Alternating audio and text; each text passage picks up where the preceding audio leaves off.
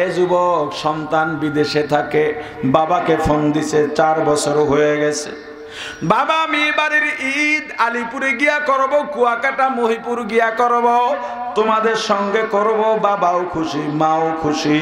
আবার বলে দিছে বাবা আলিপুর থেকে বাজার করা লাগবে না, বিদেশের দুধ পিওর এবং দাম কম, আমি নিয়ে আসব। বাবা তার বন্ধু বান্ধবের সঙ্গে আনন্দ করে আর গল্প করে। আমার কলিজার টুকরা সন্তান এবার বিদেশ থেকে বাজার নিয়ে আসবে, 4 বছর দেখি না। ঈদের ময়দানে একসঙ্গে দেখা হবে, পরিচয় করায় দেব। মা বান্ধবীদের সঙ্গে গল্প করে আমার সন্তান আসবে, দোয়া করিস ঈদের দিন বেড়াইতে আহিস। রমজানের মাঝামাঝি সময় বা শেষ দিকে সন্তান ঢাকা এয়ারপোর্টে নেমে সন্তান বাবাকে ফোন দিছে, বাবা আমি এসে গেছি, আমার আসতে আসতে ফজর হয়ে যাবে, আমি চেষ্টা করব তোমাদের সঙ্গে সাহারি খাওয়ার আরো আগে আওয়ার চেষ্টা করব। মাও খুশি, বাবাও খুশি। মা সন্তানদের নিয়ে পিঠা বানাইতেছে, আনন্দে সারা রাত ঘুমায় না।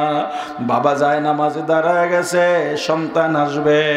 ঢাকা রইছে 4 বছর, ছেলে মেয়ে নিয়ে ওখানে থাকে, বাসা নিয়ে থাকে, বাড়িতে আসে না।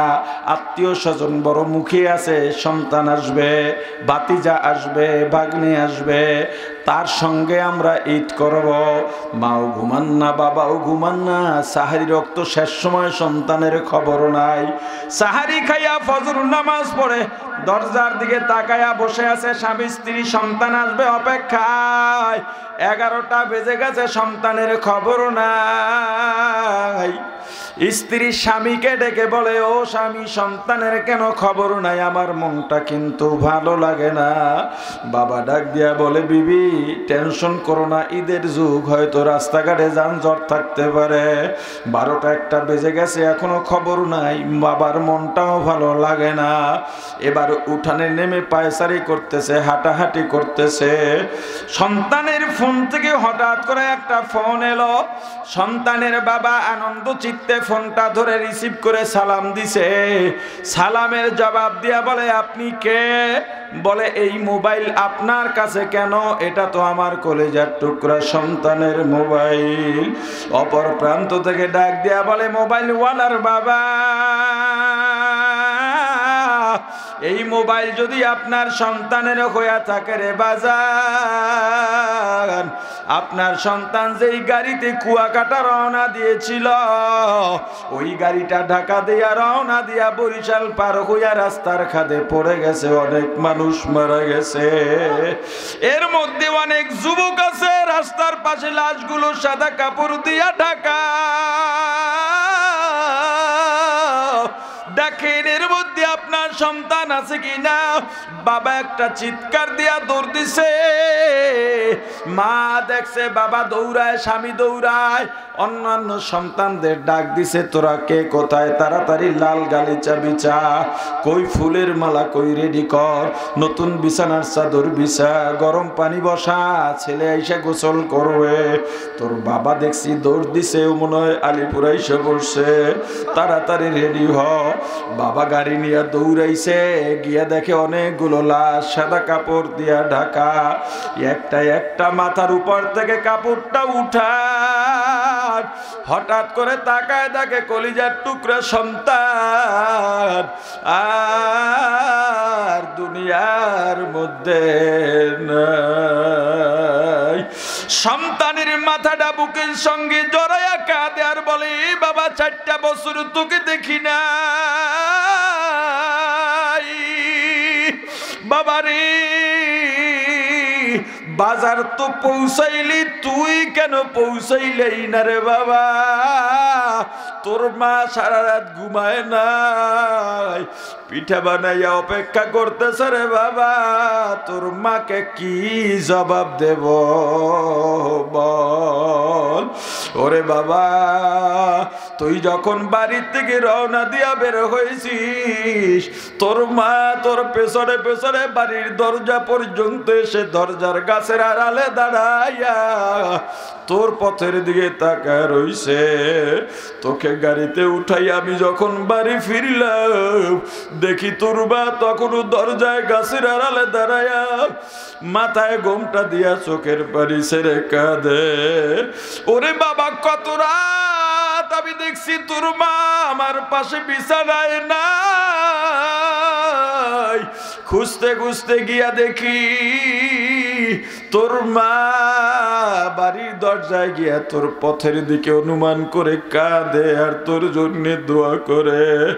কত রাত তোর মা তোর জন্য নামাজ পড়তে পড়তে নির্ঘুম রাত্রটা কাটায় দিছে রে সন্তান। ওরে বাবা, কত রাত তোর জন্য দোয়া করতে করতে নির্ঘুম রাত্রটা কাটায় দিছে। কত রাত তোর জন্য দরুদ পড়তে পড়তে রাত্রটা তেলাওয়াত করতে করতে নির্ঘুম কাটায় দিছে। ওরে বাবা, আমার সন্তান, তোর মাকে কি বলবো বল।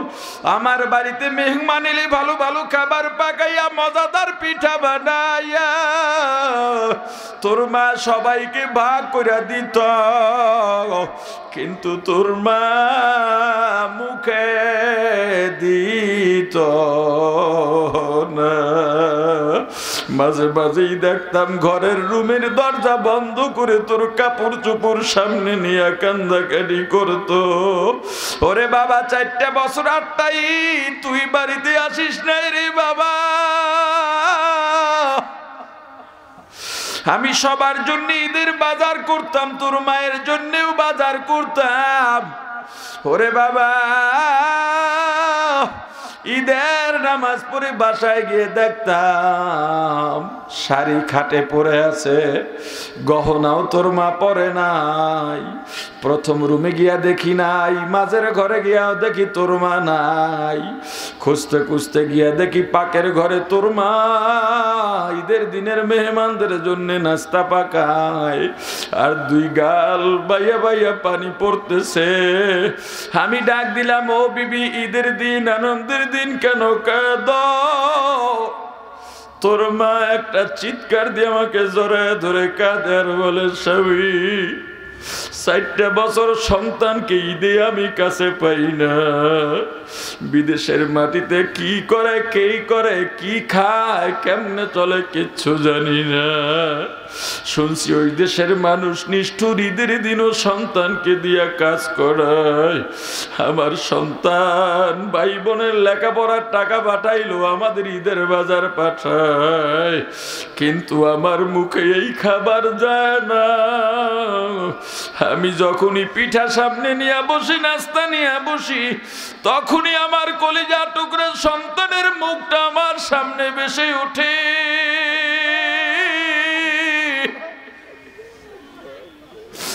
আমি আমার সন্তানকে রেখে খাইতে পারি না রে স্বামী।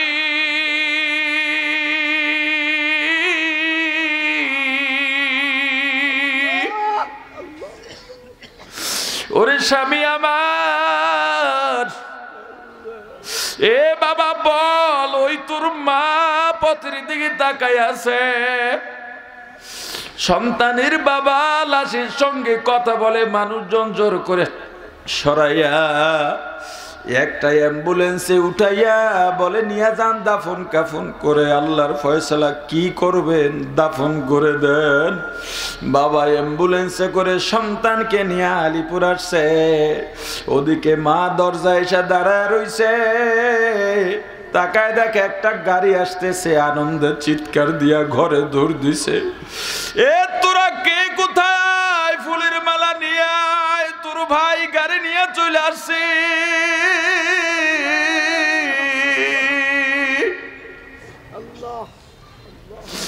সন্তানরা দাঁড়ায় গেছে।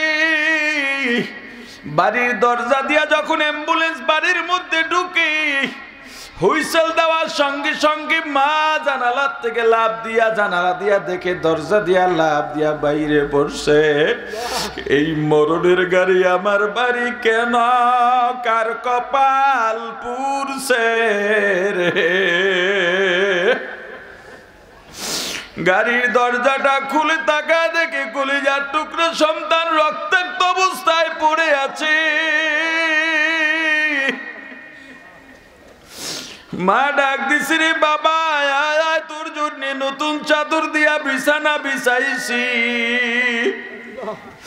এইটা তোর জায়গা না বাবা, গরম পানি করছি, গোসল করবি আয়। বোন কাঁদে আর বলে, ও ভাই, এই যে ফুলের তোরা নিয়ে দাঁড়ায় ছিলাম, ভাইরে লেখাপড়া করাইলি, আমার বিয়ের খরচ পাঠাইলি, বাইগনা বাইগনি তোরে দেখতে চাইছে, ও ভাই আমার ছেলে মেয়ে কাকে মামা বলে ডাকবে, পথের দিকে তো তাকায় রইছিলাম কাকে ভাই ডাকবো।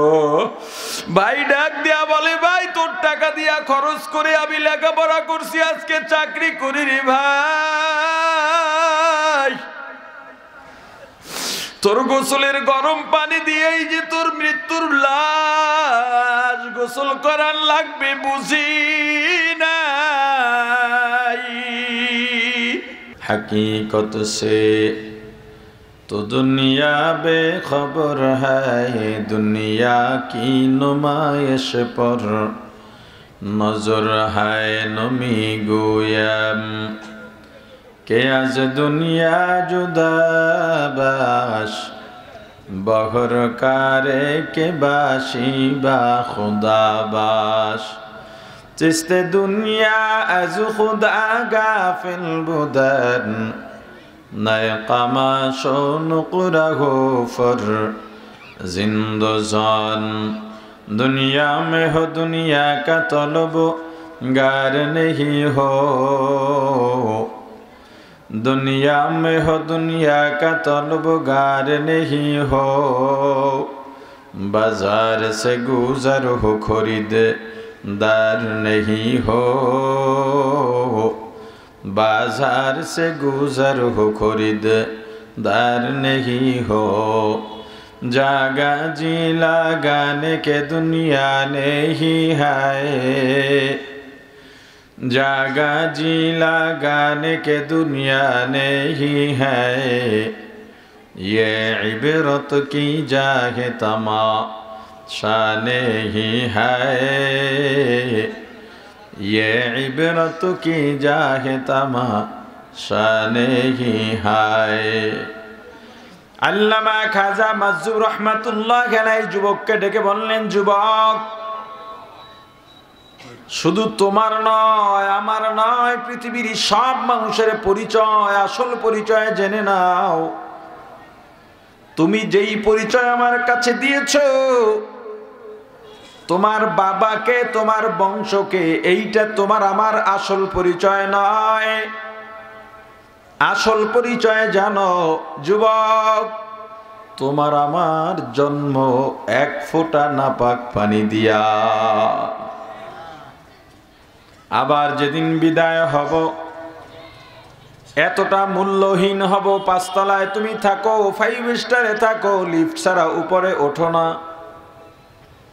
এই যুবক, তোমার বিছানা ঠিক করে দেওয়ার জন্য পর্যন্ত কর্মচারী নিয়োগ করা আছে, তোমার বাথরুম পর্যন্ত পরিষ্কার করে দেওয়ার জন্য কর্মচারী নিয়োগ করা আছে।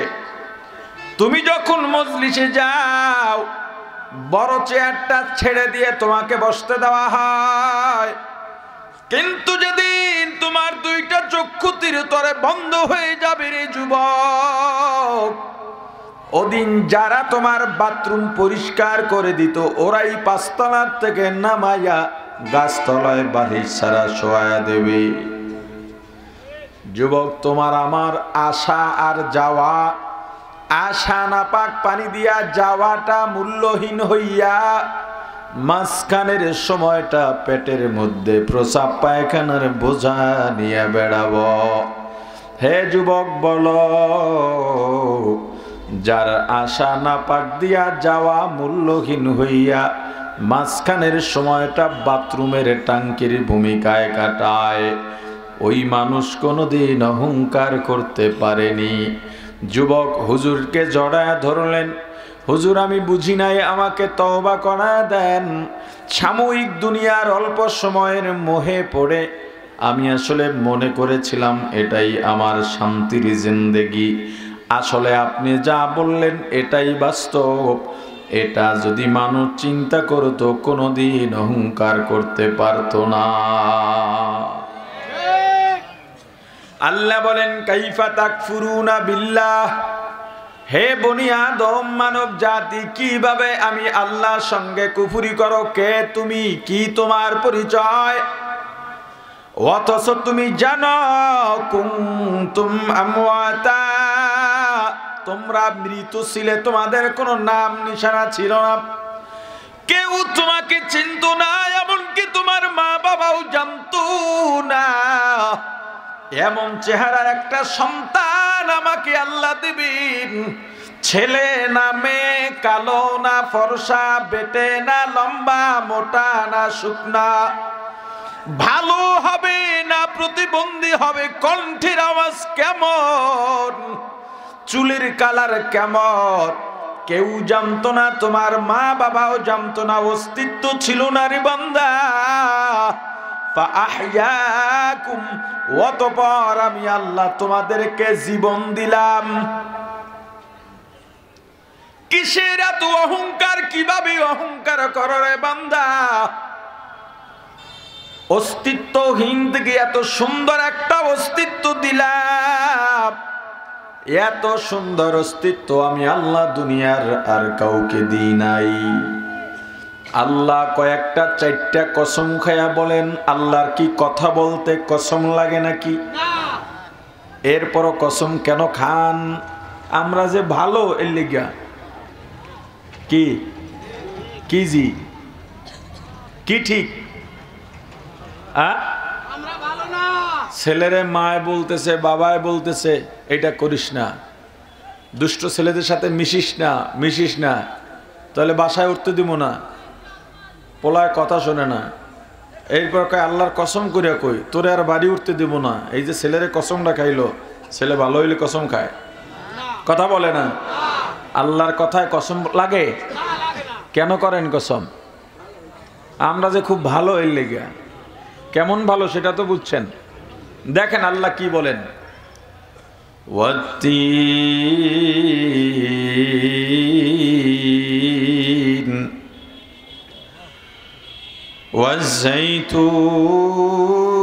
ওয়াজ্জাইতুন ওয়াতুরি সিনিন ওয়া হাযাল বালাদিল আমিন।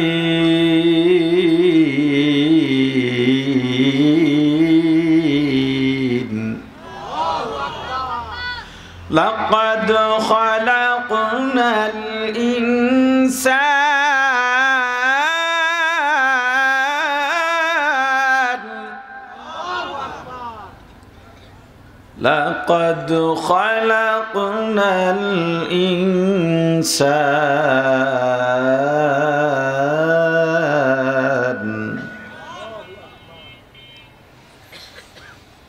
ওয়াত্তিনি ওয়াজ্জাইতুনি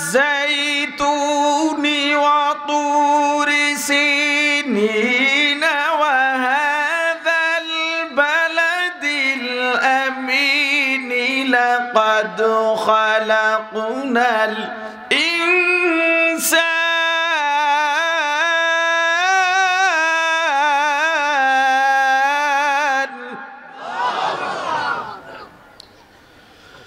لقد خلقنا الإنسان في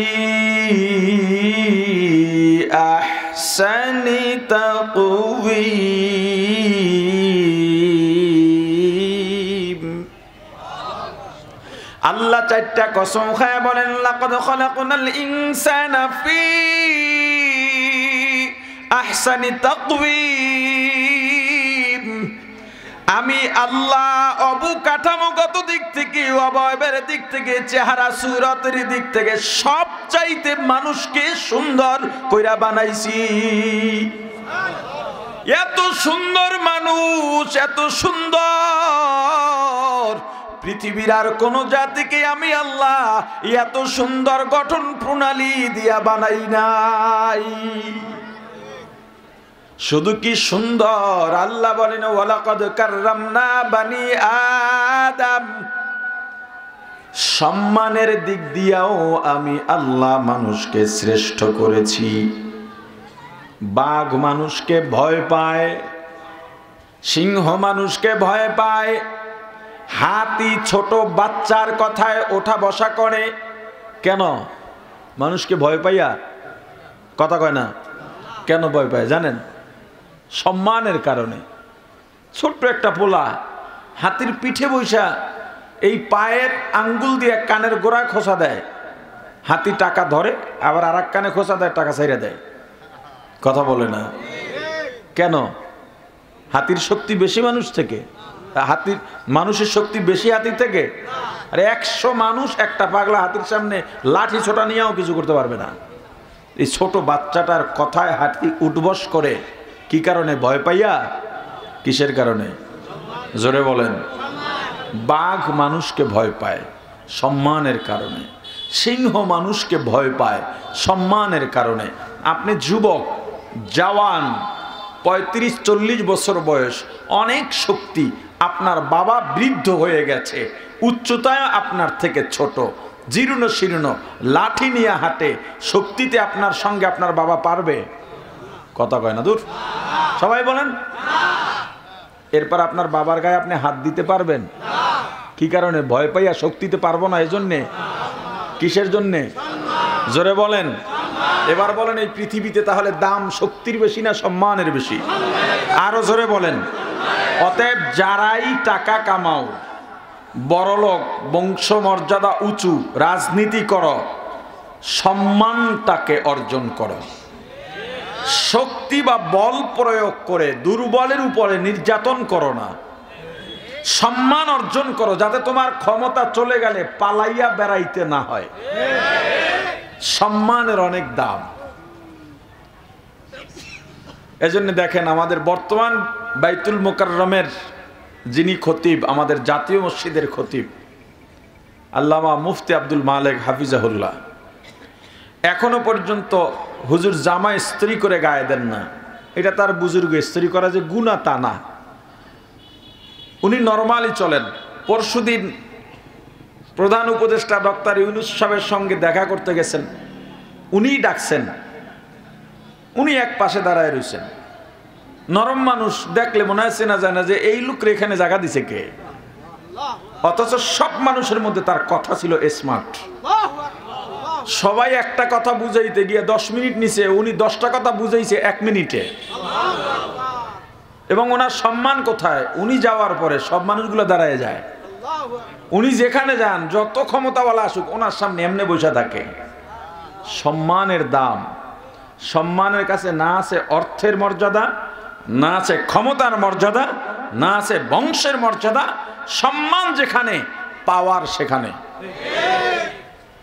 সম্মান এমন এক জিনিস, তুমি মারা যাওয়ার পর এলাকার মানুষগুলো আফসোস করবে আর তোমার জন্য দোয়া করবে।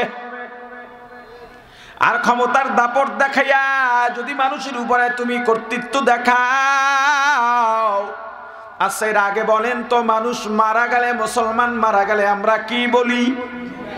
জোরে বলেন। ইন্না লিল্লাহি ওয়া ইন্না ইলাইহি রাজিউন। তোমার কেমন জীবন তুমি বানাইলা, তুমি মারা যাওয়ার পর পোলাপান ফেসবুকে লেখে আর একটা উইকেটের বোতল। কথা কয় না?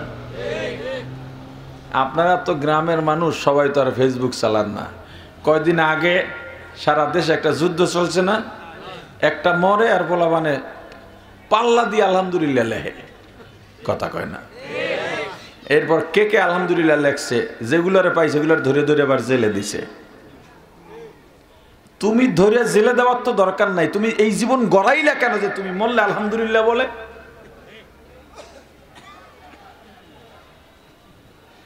নিজের জীবনটাকে ওইভাবে গড়াতে হবে।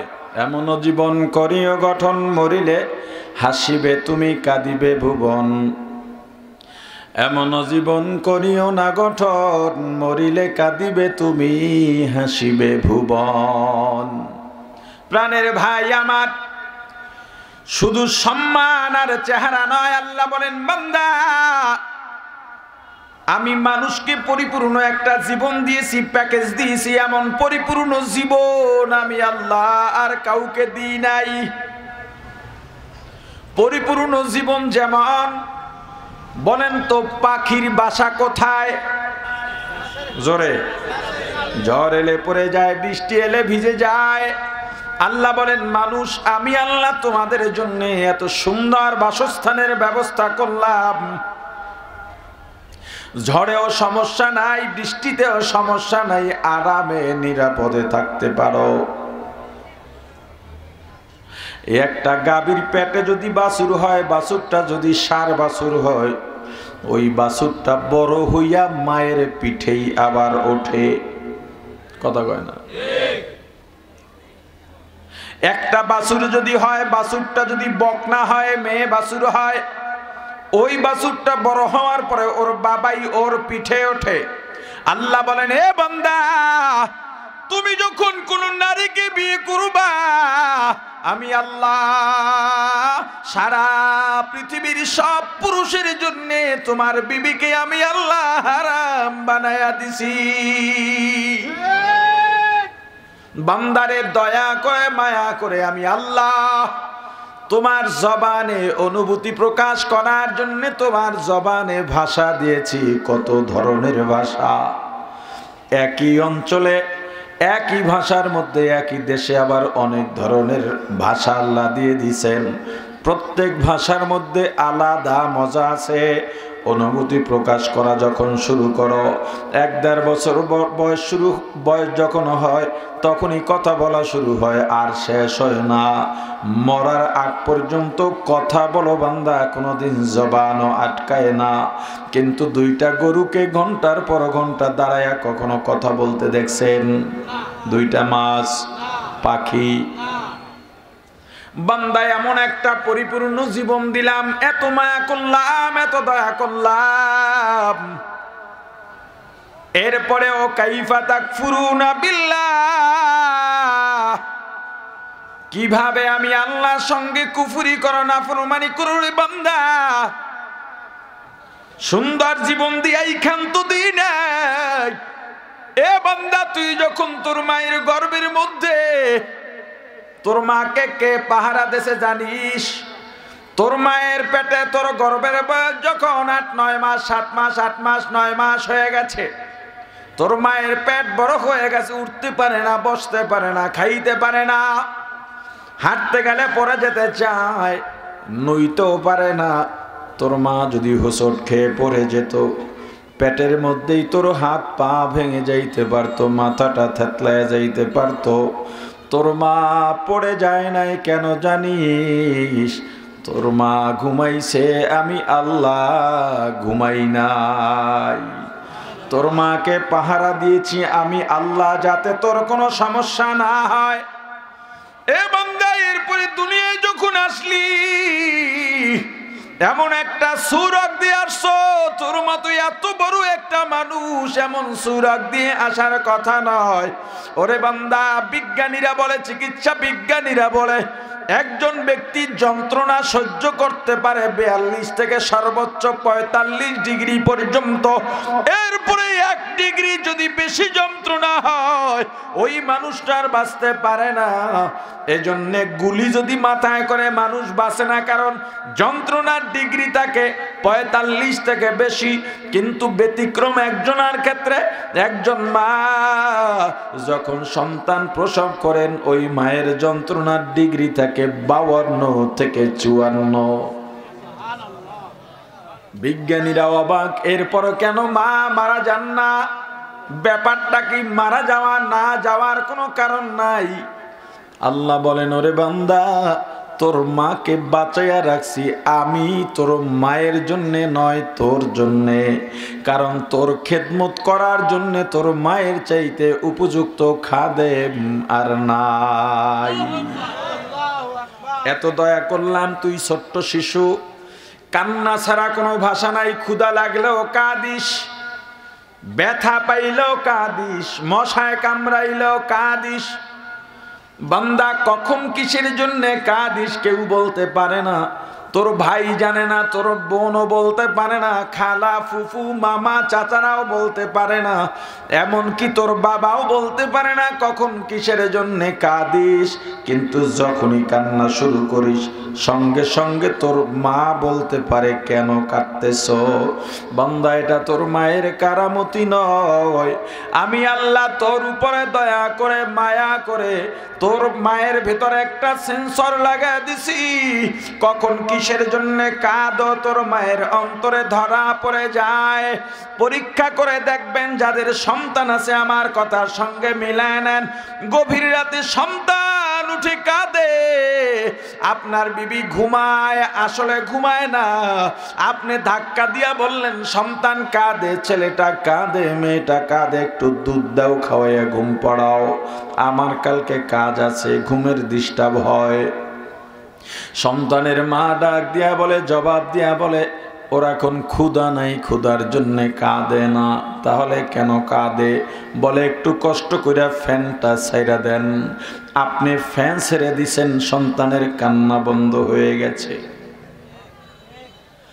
মায়ের পিছনে হামাগুড়ি খায়, আমরা বলি আফুর দেয়, হামাগুড়ি খায় আর কাঁদে। আপনি আবার বললেন ওকে একটু খাওয়াইয়া দাও, তোমার কি মায়া লাগে না? বলে আমার অনেক কাজ আছে, খাওয়ার জন্য কাঁদে না। তাহলে কেন কাঁদে? বলে কোলে উঠতে চায়, একটু কোলে উঠান। আপনি কোলে উঠাইছেন, কান্না বন্ধ। আবার বাহির থেকে এলেন, দেখতেছেন কাঁদতেছে। আপনি এবার মনে করছেন কোলে নিলে কান্না বন্ধ হবে। আপনি কোলে নিছেন, দেখেন এবার কান্না বন্ধ হয় না, বরং আপনাকে খামচি মারে, কামড় দেয়, থাপ্পড় মারে। আপনার বিবি এসে বলে একটু দেন, ওর খিদা লাগছে, খাওয়াইয়া দিই, তারপরে নিয়েন। এবার খাওয়াইয়া দিছে, আপনার সন্তানের কান্না বন্ধ হয়ে গেছে। আল্লাহ বলেন, বান্দা এত দয়া করলাম, এত মায়া করলাম তোর জন্যে, তুই কল্পনাও করতে পারবি না। এই দুনিয়ায় তোর এক পথ পানি দরকার, এক পেয়ালা পানি দরকার, আমি আল্লাহ সাগরকে সাগর পানি দিয়ে রাখছি। তোর এক দুই পদের ফল দরকার, আমি আল্লাহ লাখো ধরনের ফল দিয়া রাখছি রে বান্দা। তোর যেখানে যা দরকার তার থেকে কোটি গুণে বেশি দিছি রে বান্দা। এ বান্দা, তুই আস্তে আস্তে বড় হইতে শুরু করলি, আমি আল্লাহ তোর জবানে ভাষা দিয়া দিলাম। স্কুল মাদ্রাসায় ভর্তি হওয়া লাগে না, যারা ইংরেজি পারে না প্রাইভেট পড়ে আলাদা কোর্স করে ইংরেজি ভাষা শেখা লাগে। অনেকে ইউরোপিয়ান ভাষা শিখতে চায়, কোর্সে ভর্তি হইয়া শেখা লাগে। কিন্তু বান্দা তোর জবানে আমি আল্লাহ, তোর মা যাতে তোকে বোঝে, তোর মাকে যাতে তুই বুঝাইতে পারিস, তোর এলাকার মানুষকে যাতে বুঝাইতে পারিস, এজন্যে তোর মায়ের ভাষা, তোর এলাকার ভাষা আমি আল্লাহ কোনো প্রশিক্ষণ ছাড়াই তোর জবানে দিয়া দিছি। এ বান্দা, আস্তে আস্তে আমি আল্লাহ তোকে বড় বানাইলাম, দাঁত দিলাম, এবার শক্ত খাবারও খাইতে পারতেছো, বড় হয়ে গেছো, জোয়ান হয়ে গেছো, বালেগ হয়ে গেছো, আমি আল্লাহ হাড্ডি শক্ত বানায় দিছি, শক্তি দিয়া দিছি। বান্দারে আমি বইলা দিলাম, বালেগ হওয়ার আগ পর্যন্ত তোর নিজের দেহকে ঠিক কর, তোর মনকে তুই প্রশস্ত কর, তোর নিজের মানসিক অবস্থাকে তুই পরিচর্যা কর। যখনই বালেগ হয়ে যাবে আমি আল্লাহ জ্ঞান পরিপূর্ণ করে দেব, তখন যেন আর ভুল না হয়। আমি আল্লাহ এই যে এত দয়া করলাম, এবার আমি আল্লাহর গোলামি শুরু করে দে। কিন্তু বান্দা বালেগ হওয়ার পর, শক্তি বানার পর, এবার আমি আল্লাহকে চিনিস না, এবার দৌড়াস আমি আল্লাহ যেদিকে পছন্দ করি না সেদিকে। এ বান্দা, তোকে আমি সারাদিন কাজের ক্ষেত্র দিয়া দিলাম, সারাদিন কাজ করার পরে ক্লান্ত হয়ে যাস, আমি আল্লাহ রাত্র দিলাম বিশ্রামের জন্যে। কিন্তু আমি আল্লাহ লা তাখুযুহু সিনাতুন ওয়ালা নাওম, আমি আল্লাহ ঘুমাই না, তন্দ্রায় যাই না। কেন জানিস? তুই যদি গভীর রাতে উঠে আমি আল্লাহকে একবার আল্লাহ বলে ডাক দাও, দাও। ওই সময় যদি আমি আল্লাহ ঘুমায়া থাকি, তোর ডাকে কে সাড়া দেবে বল? কিন্তু বান্দা, তোকে আমি তাহাজ্জুদে ডাকছি পাই নাই, ফজরে ডাকছি পাই নাই, যোহর আসর মাগরিব ইশায়ে ডাকছি পাই নাই, ওয়াজের ময়দানে ডাকছি পাই নাই, চরমনাই শর্ষিনা ডাকছি পাই নাই। এ বান্দা, তোকে তবলিগের ইজতেমায় ডাকছি পাই নাই, জিকিরে ডাকছি পাই নাই, রমজানের সাহারিতে ডাকছি পাই নাই। এ বান্দা, তোকে আমি জিকিরে ডাকছি, দরুদে ডাকছি, ইস্তিগফারে ডাকছি, তোরে আমি পাই নাই। এ বান্দা, আজকে যদি আমি আল্লাহ তোকে না পাই, কিয়ামতের ময়দানে যখন জাহান্নামে যাবি, ওখানে গিয়া পানির পিপাসায় ছটফট করবি, তখন আমি আল্লাহকে ডাকবি, আমি আল্লাহকেও পাবি না। বান্দা, কিয়ামতের ময়দানে তোর বাবাও তোকে নাজাত দিতে পারবে না, তোর দল তোকে পার করে দিতে পারবে না, তোর পীরও তোকে পার করে দিতে পারবে না। বরং আজকে দুনিয়ার মধ্যে তুই আমি আল্লাহকে ভুলিস না, তোর জিম্মাদারি আমার। মাল্লাহুল মাওলা ফালাহুল কুল। যেই বান্দা আল্লাহর গোলাম হয়ে যায়, সারা পৃথিবী আল্লাহ তার গোলাম বানায়া দেন। তুমি শুধু আল্লাহর পাগল হয়ে দেখো, আল্লাহর গোলাম হয়ে দেখো। আজকে দুনিয়ায় আল্লাহকে একবার ডাক দিলে আল্লাহ 10 বার মতান্তরে 100টা জবাব দিয়া দেন। কিন্তু বান্দা, আজকে তুই আল্লাহকে ডাকলি না,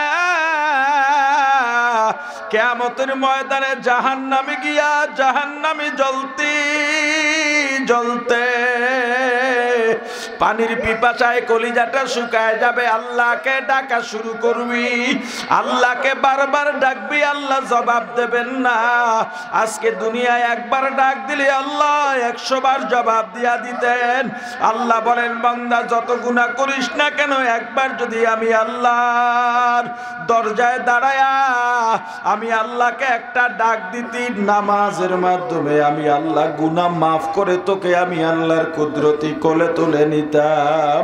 কিন্তু আজকে আমি আল্লাহকে ডাকলি না, কিয়ামতের ময়দানে জাহান্নামে যাইয়া পানির পিপাসায় আমি আল্লাহকে ডাকবি। 1000 বছর ডাকার পরে আমি একটা জবাব দেব, কেন ডাকো? বান্দা বলবে, আল্লাহ পানির পিপাসা সহ্য করতে পারি না। আল্লাহ ফেরেশতাদের বলবেন, এ ফেরেশতারা, ওদের জন্য কোন পানি বরাদ্দ আছে? ফেরেশতারা বলবে, আল্লাহ জাহান্নামীরা জাহান্নামে জ্বলতে জ্বলতে জ্বলতে জাহান্নামীদের গায়ের রক্ত, গোস্ত, হাড্ডি পচে গলে যেখানে পুইজের নহর বসে গেছে, ওই পুইজ হলো জাহান্নামীদের পানি। আল্লাহ বলবেন, ও ফেরেশতারা, ওই পানি ওদেরকে আরো গরম বানাইয়া, উত্তপ্ত বানাইয়া, দুর্গন্ধ বানাইয়া ওদেরকে পান করায় দে। আর বলে দে, আমি আল্লাহকে যেন ডিস্টার্ব না দেয়। আমি আমার প্রিয় বান্দাদের নিয়ে ব্যস্ত আছি। দুনিয়াতে যেই বান্দাগুলো কারো তিরস্কার কানে নেয় না, যেই বান্দাগুলো আমি আল্লাহকে ছাড়া কিছু বুঝি নাই, আমি আল্লাহ সম্পদ দিই নাই, মানুষের বাড়ি কাজ করে খাইছে তবুও নামাজ জানে নাই, বিলের মধ্যে ধান দাইতে গেছে, আসরের আজান হয়ে গেছে, ওখান থেকে বাজারের মসজিদে আসতে আসতে মাগরিব হয়ে যাবে, এজন্য নিজের কোমরের গামছাটা খুলে যায় নামাজ বানাইয়া ওখানেই নামাজ আদায় করে নিছে। টলার নিয়া সাগরের মধ্যে গেছি, কেউ নামাজ পড়তে রাজি না, কিন্তু আমার বান্দা নৌকাটাকে মসজিদ বানাইয়া, টলারকে মসজিদ বানাইয়া কিনারায় দাঁড়াইয়া নামাজে দাঁড়াইয়া নামাজ আদায় করছে। আর 2 হাত তুলে আমি আল্লাহর কাছে চোখের পানি ছেড়ে কাঁদছে আর বলছে, আল্লাহ জীবিকার তাগিদে আমার সাগরে আসা লাগছে। ও আল্লাহ, জামাতেও নামাজ পড়তে পারি নাই, আল্লাহ বিলের মধ্যে লোক নাই, এখানেও নামাজ পড়তে পারি নাই জামাতে। আমার বান্দা ভ্যান চালায়, অটো চালায়, আমার বান্দা জানিস সঙ্গে সঙ্গে ভ্যান তালা রোজা লাগাইয়া মসজিদে গিয়া নামাজ আদায় করে নিছি। বাজারে কত দোকানদার দোকানদারি করে, কিন্তু আমার বান্দা আযানের সঙ্গে সঙ্গে দোকানটা বন্ধ করে মসজিদে দৌড় দিছি।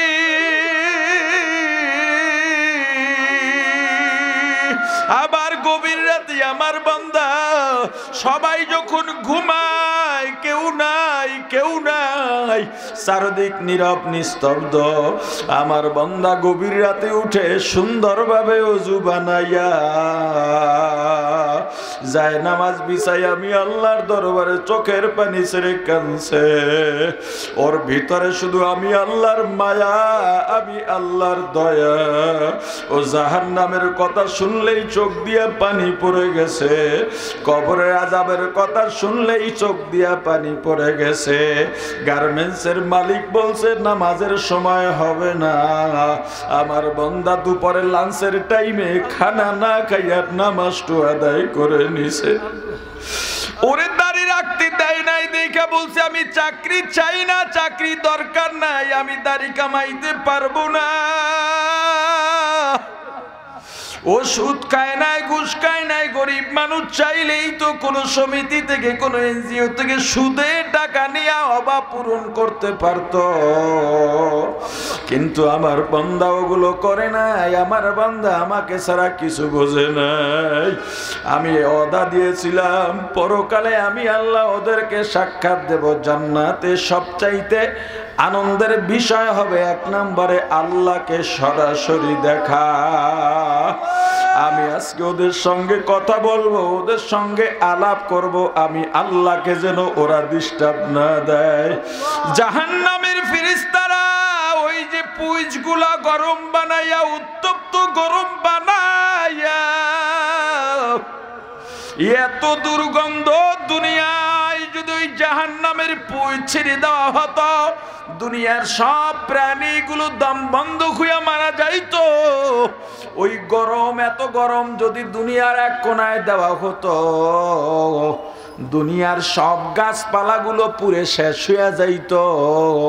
ওই পুইজ একটা পেলায় নিয়া জাহান্নামীর হাতে দেওয়ার সঙ্গে সঙ্গে হাতের গোস্তগুলো খসে খসে পড়ে যাবে, এত গরম।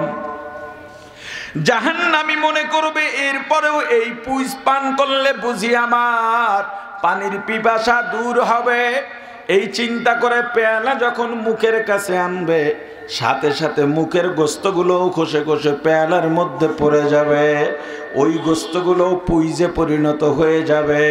জাহান্নামী মনে করবে এরপরেও এই পেয়ালার পুইজ পান করলে বুঝি পানির পিপাসা দূর হয়ে যাবে। জাহান্নামী এই পুইজগুলো ডক ডাক করে যখন গলার মধ্যে দেবে, পেটের নাড়ি বুড়ি পচাইয়া গলাইয়া পায়খানার রাস্তা দিয়ে গড় গড় করে বের করে দেবে। পানির পিপাসা তো কমবেই না, আরো কোটি গুণে বেড়ে যাবে।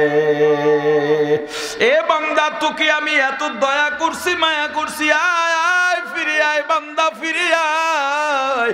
এই দুনিয়ায় তোমার কেউ আপন না, তোমার মাও তোমার আপন না, তোমার বাবাও তোমার আপন না, তোমার ভাই, তোমার বোন, তোমার বন্ধু বান্ধব কেউ আপন না। কেন বুঝো না? যাদের বাবা মারা গেছে, কত বছর হইল মারা গেছে, কয়দিন আয়োজন করে বাবার জন্য কাঁদো। প্রথম 10 দিন 12 দিন 1 মাস বাবার কথা মনে করো, এরপরে তোমার খাওয়া দাওয়াও স্বাভাবিক হয়ে যায়, আনন্দ উল্লাসও স্বাভাবিক হয়ে যায়।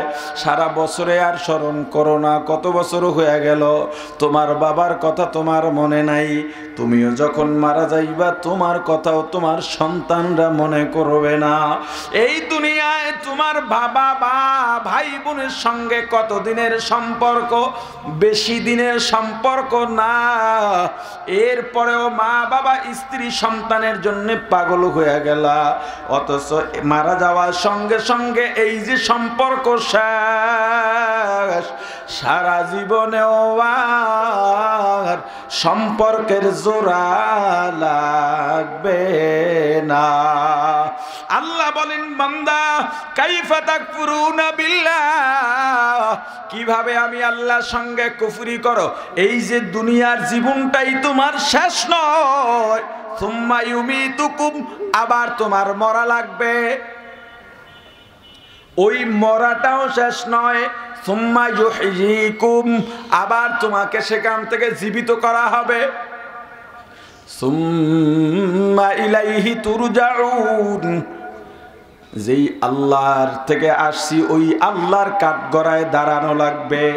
মরা লাগবে কি লাগবে না? আওয়াজ দিয়া বলেন। এর পর্দালের মা বোনেরা, কোন দিন মারা যাইবা মা তুমিও জানো না, তোমার স্বামীও জানে না, সন্তানও জানে না।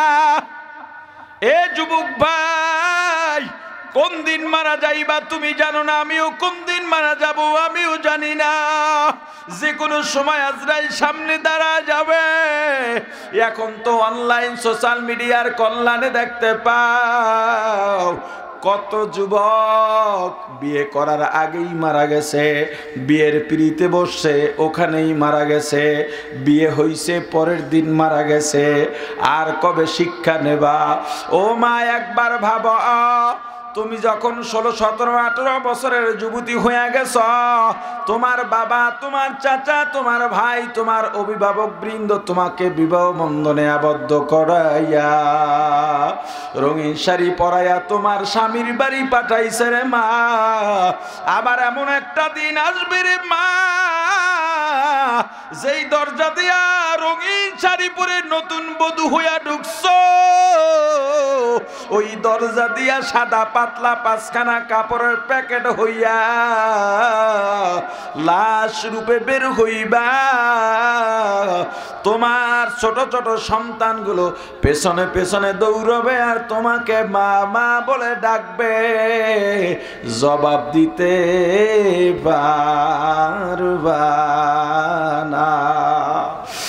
এ আলিপুরের যুবক ভাই, এ কুয়াকাটা মহিপুরের যুবক ভাই, বৃদ্ধ বাবাজি, জোয়ান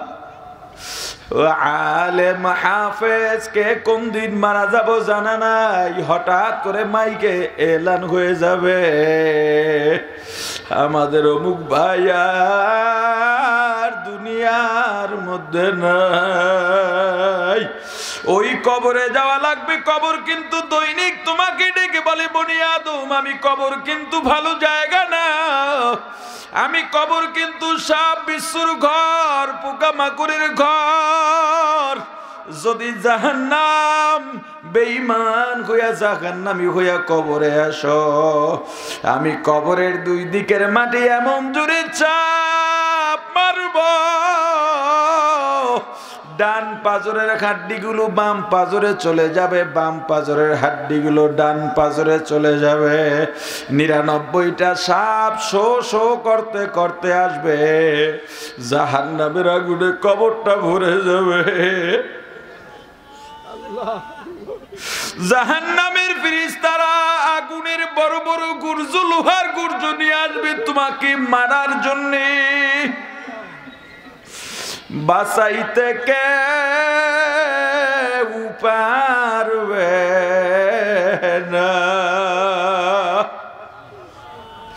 পালাইতেও পারবা না, সহযোগিতাও পাবা না। সময় আছে, সময় আছে, এখনো নিজেকে বুঝাও, খাস তওবা করো, আর গুনাহ করব না, আর নামাজ ছাড়বো না, মিথ্যা বলবো না, কাউকে ঠকাবো না, কোনো দাপট দেখাবো না। কারণ আমার কবরে আমার পীর যাবে না, আমার নেতাও যাবে না, আমাকে আমার পীরেরা আমল জিজ্ঞেস করবে না, আমি কি আমল করছি এগুলো নিয়েই আমাকে জিজ্ঞেস করবে।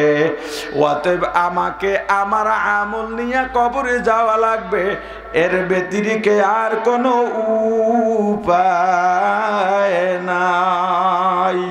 আল্লাহ আমাদের মাফ করেন, কবুল করেন, বলেন আমিন। আর জোরে বলেন আমিন।